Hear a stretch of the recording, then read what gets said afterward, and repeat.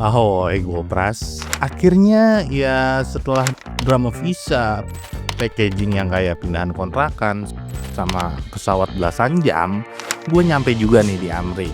Sekarang tinggal di jantung New York. Anjay, kota yang katanya gak pernah tidur. Dan bener sih, lampu nyala terus, orang lalu lalang 24 jam. Tapi anehnya justru di sini hormon gue yang susah tidur nih. Gue nggak tahu kenapa. Mungkin karena jet lag atau ya itu quarter life crisis yang nendang kenceng. Lo tahu nggak rasanya lagi di tengah kota paling sibuk di dunia, tapi pikiran malah kayak rapat BEM, ribut semuanya. Kadang gue lihat keluar jendela apartemen, mobil taksi lalu lalang, gedung pencakar langit kayak nggak ada ujungnya. Terus mikir, Pras, ini lo beneran ada di New York atau cuma lagi ngimpi sambil ketiduran di Transjakarta? Tapi di balik semua gemerlap ini, ternyata ada sisi Amerika yang gak seglamor di Instagram loh. Dan itu yang mau gua ajak lo ngobrol hari ini. Ternyata ini bukan lo doang. 75% orang usia 25-33 tahun pernah ngalamin QLC.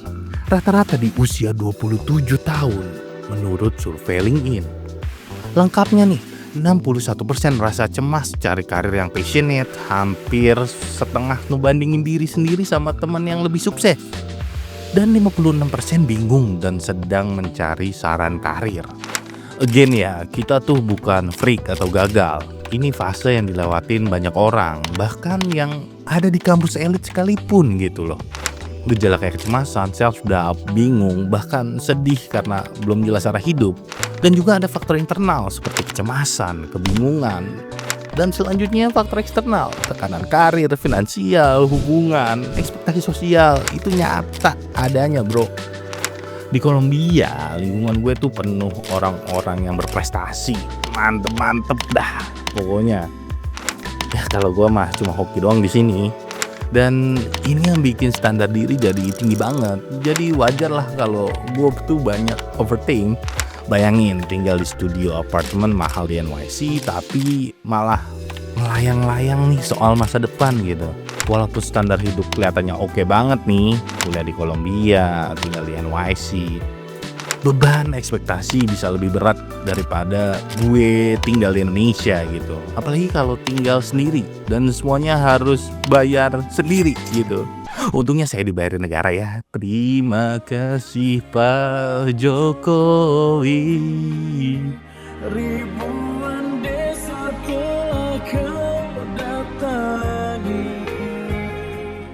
Gue tuh rindu suasana rumah dan ternyata homesick itu nyata banget. Apalagi di negeri yang jauh ini. Jauh untungnya itu ada komunitas-komunitas mahasiswa Indo di NYC. Ada CIS, Permias, dan komunitas yang lainnya. Dan itu bisa jadi pelipur lara sih buat gue. Ngobrol sambil makan kentang Mustafa bareng-bareng sampai curhat tentang jet lag mental itu ngebantu gue banget sih. Dan menurut gue dukungan sosial itu penting banget. Emotional maturity plus jaringan komunitas bisa bantu kurangi intensitas QLC. Dan ternyata dukungan sosial itu gak cuma bikin hati lebih tenang, tapi juga bisa jadi bahan bakar buat berani ambil langkah baru. Banyak yang akhirnya mikir, kalau nggak sekarang, kapan lagi? Dari situlah muncul biasanya momen-momen pivot karir, ganti jalur, ambil jeda, atau nyemplung ke dunia freelance dan bisnis sendiri. Berdasarkan studi yang gue baca nih, banyak kok yang ganti karir itu sekitar 36%. Ambil jeda 23%, atau bahkan jadi freelancer atau buka usaha sendiri itu sekitar ya kurang lebih 10%.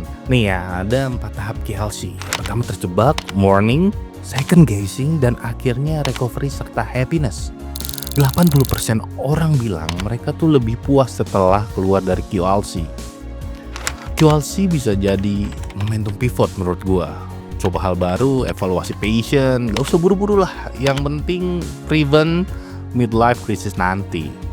Studi bilang mereka yang berhasil lewatin QLC cenderung punya emotional maturity yang lebih tinggi. Aktivitas sederhana lah seperti gratitude journaling tiap pagi bisa bantu tunjukin apa yang sudah baik di hidup gue. Menurut gue, QLC itu bukan tanda kelemahan, tapi jalur buat tumbuh.